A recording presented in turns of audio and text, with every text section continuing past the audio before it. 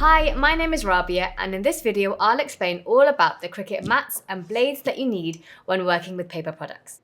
So there are two options when it comes to the mats. You've got the light grip blue mat and the standard grip green mat.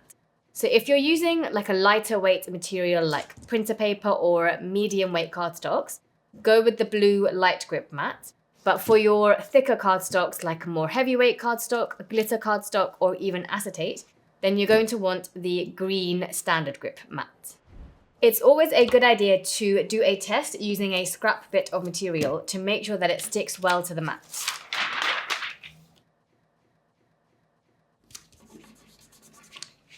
If your material slides around on the mat during the cut, then it won't cut properly.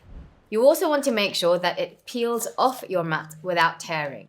Honestly, there is nothing worse than ruining your beautiful craft materials by tearing them. The blade you'll be using is the fine point blade. Now, this comes standard with all Cricut Maker and Explore machines, and it cuts paper and cardstock wonderfully.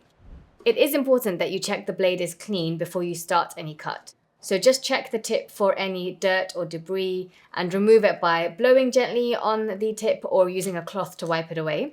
Just remember, please be careful because of course the blade is sharp.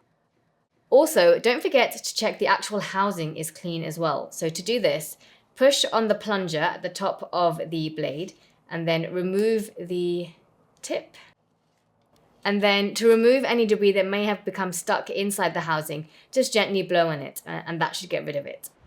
I definitely recommend checking your blade is clean between cuts as well as at the start, especially if you're using something like glitter cardstock, because that can leave your blade in a real mess.